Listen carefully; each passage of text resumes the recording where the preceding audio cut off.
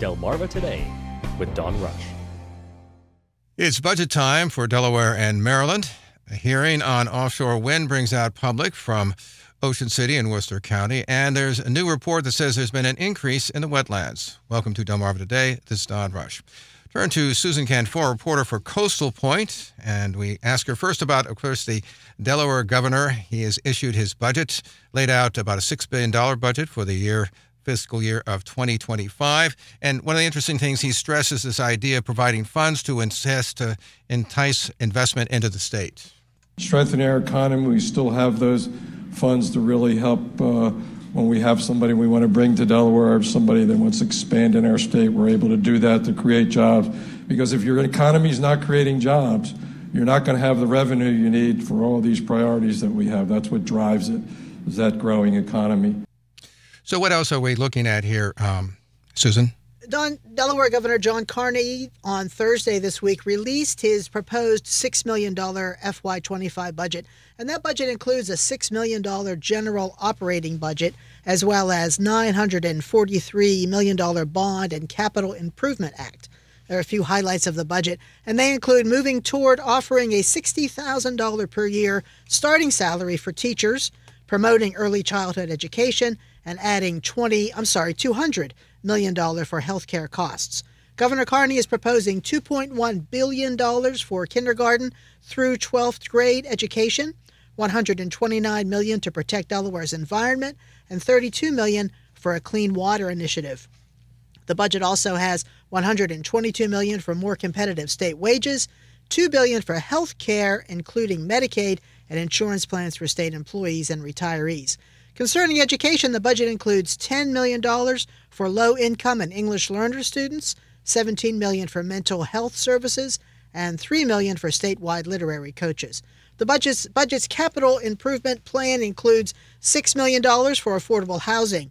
During a press briefing before formally introducing his proposed budget this week, Governor Carney said housing is so incredibly expensive, so he wants to allocate more money to supplement federal funding. He said those who earn a minimum wage, which will become $15 an hour, have a difficult time affording housing. Also in the proposed budget are $26 million for a state police barrack in Georgetown, Delaware. That's Troop 4. On Tuesday, March 5th, Governor Carney will present his 2024 State of the State address, and he'll do that from the House of Representatives chamber in Dover. This will be a live streamed event. Anyone who's interested in watching can find it on the governor's YouTube channel, and we'll have more details about that right after his address.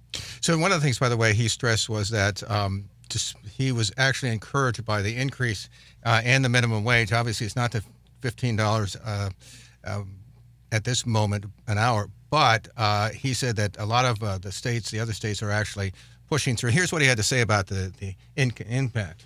We're getting a boost now as, that $15 minimum wage starts to go up each year. It'll be the full 15, I think, in another 12 months. And so that's making a difference for families. And the market, by the way, has blown right through that.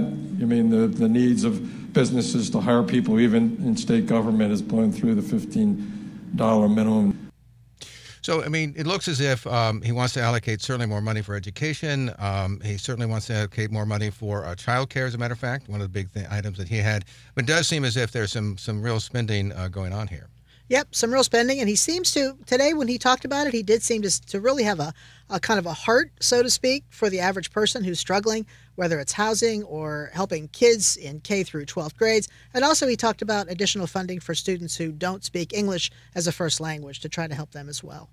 So turning to Maryland, last week the Governor Wes Moore laid out his $63 billion budget. Understand there's no new taxes despite the tight fiscal times. What do we know about that budget? That's the good news. There are no new tax increases proposed. Governor Wes Moore did propose a $63 million budget for fiscal year 2025. The governor wants to keep the rainy day fund healthy at $2.5 billion.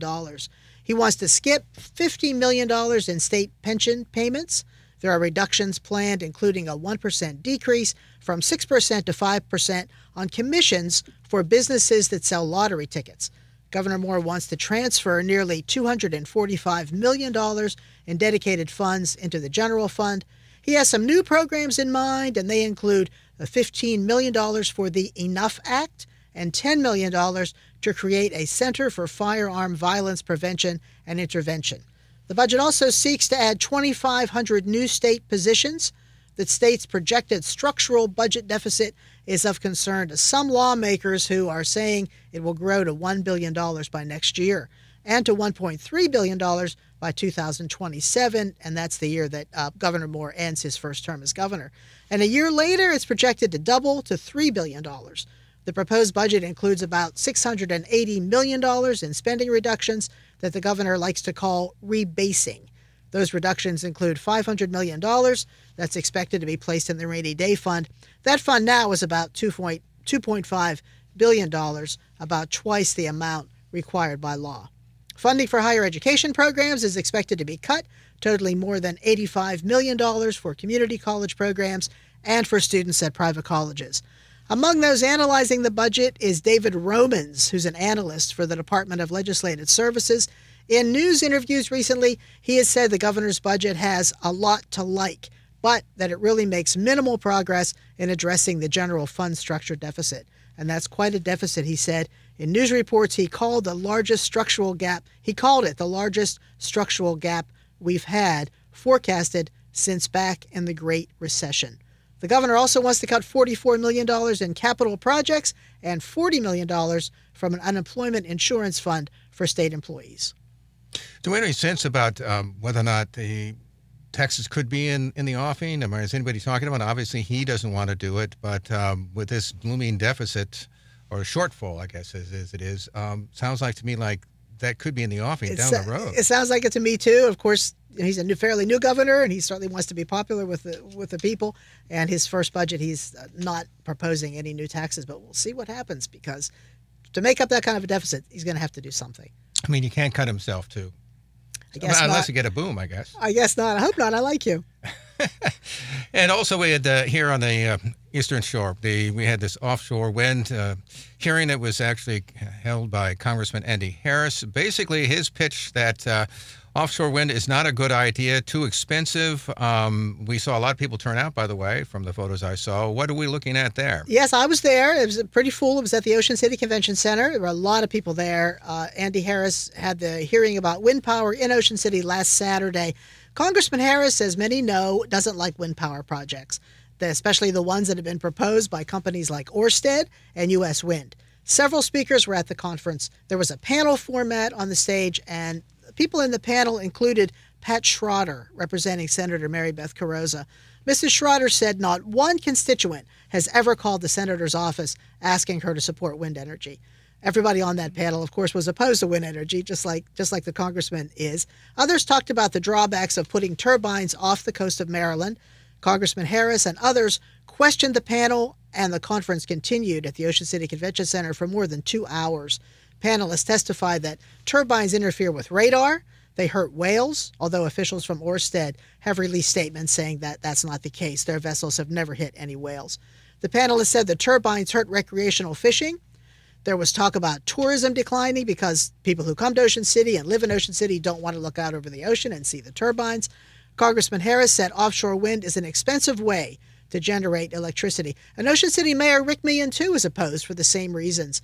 But there were some Ocean City residents and visitors who said they do favor wind. Some of them said wind power is the only way to meet future climate goals, and they are in favor of it. So this argument has gone on for a long time, and I'm sure we'll see it continue to go on for many months, at least, probably years to come. Because, as a matter of fact, in watching some of the clips, I know the congressman really seemed to stress this idea that it would not be economically efficient. That's what he said, yes. You know? That's what he said. He had a great emphasis on the environment, and one of the panelists talked about being with his wife on a whaling expedition on a boat, and he said the whales were singing to a point where it was so beautiful that it made his wife cry. And then they sailed out somewhere where there were turbines, and there was like one little whale just struggling to sing. So he was very emotional the way he put it. People in the audience were saying, "Oh, that's a shame." But Ørsted says that's not the case. The whales have never been hit. Yeah, as a matter of fact, I understand that the offshore wind projects that we've seen, particularly up north, that they haven't had this kind of problem, and that the whales, for instance, that may be washing up now, there are no wind turbines yet. Right, for different reasons, for reasons that haven't been discovered yet. But it's not because of the turbines, at least not according to the wind experts. So we also have Fire and Ice Festival in Delaware. Some 60,000 pounds of ice, I guess, come into Quiet Resort. Yeah, that's fairly new. I guess this might be the second or third year for Fire and Ice, and I go every year. It's a nice event. It's called the Annual Fire and Ice Festival, and it's going to be in Bethany Beach this weekend and in areas around Bethany Beach like Ocean View and Millville. Professional sculptors come, and they do what the Chamber of Commerce calls turning water into ice. This year, the theme is Into the Wild. And the plan is to have more than 20 detailed sculptures on the boardwalk in Bethany Beach and also at John West Park in Ocean View. And there are musical performances planned, skating, inflatables for kids to play on, food tasting, drink tastings, chili cook-off, bonfires, and fireworks at 8:30 on Saturday evening. The ice sculptures are pretty impressive. Some of them are huge, in the hundreds of pounds. And I read one account that said there's going to be at least one ice sculpture that weighs 3,000 pounds, more than a ton and a half. Each one is illuminated, and they have different themes. They're really, some of them are some color in the ice. They're very pretty, and there's a lot of fun to go and look at them. The festival is free and open to the public, and if you're looking for details, they can be found on the Bethany Beach Chamber of Commerce website or at www.fireandice.com. So you've been to these. What is it like to walk around and see these cold. huge sculptures? Not just because of the ice, but it's very cold. It's cold walking up on the boardwalk with the wind, but it's worth it if you bundle up, put a hat on, and put your gloves on. They have them lined up on the boardwalk under the lampposts on the boardwalk. There are quite a few of them at John West Park, and it's people are mulling around, and they had a beer garden at John West Park last year. It was a lot of fun, and they're really pretty. The artistic ability of these sculptors. They use chainsaws to cut these huge chunks of ice, and it's really fun to watch them and how good they are at that. I can barely draw a stick figure, so I can't imagine trying to carve us 3,000 pounds of ice. But it's a nice event. Do you see a lot of families out there? Yes, a lot of families, a lot of people tasting beer and tasting wine and tasting chili and waiting for the bands to play. It's getting bigger every year. It really is a nice event. They're also saying, finally, we have this whale bone, jawbone that has washed up, and as I understand, it's pretty old. It's pretty old. It's from what I understand. There's a gentleman from Oregon who was visiting family in Bethany Beach a couple of weeks ago. His name is Reed Glassman. He's a geologist, and he discovered a 12-foot-long lower jawbone of a whale on the beach. He contacted the Marine Education Research and Rehabilitation Institute in Lewis, that's known as MER, and within a few hours, a team of volunteers arrived at Bethany, and they took the bone back for testing. So they're going to determine the species and the age of the whale. This week, I talked to the executive director of MER, Susan Thurman, and she told me they don't yet know what kind of a whale the bone is from, and that it could be a species that no longer occurs in this area. The people at MER are working with experts at the Smithsonian to try to determine how old the bone is, because at the Smithsonian, they are able to do a deeper analysis.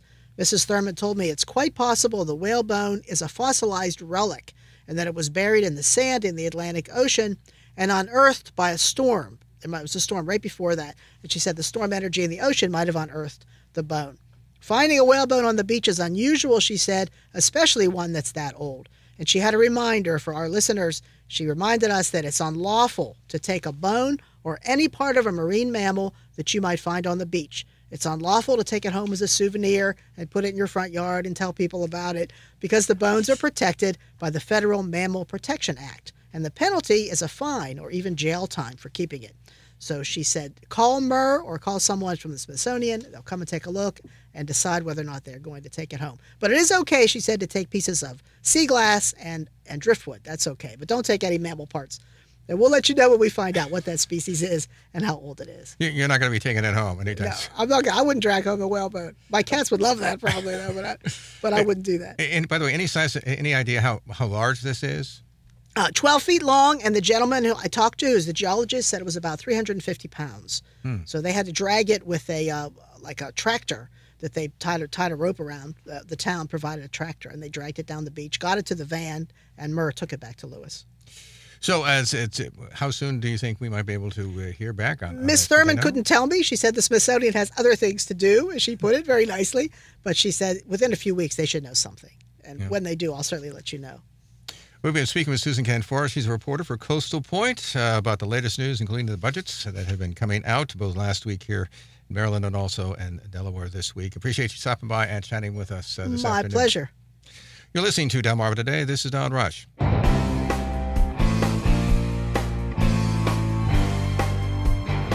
Delmarva Today with Don Rush.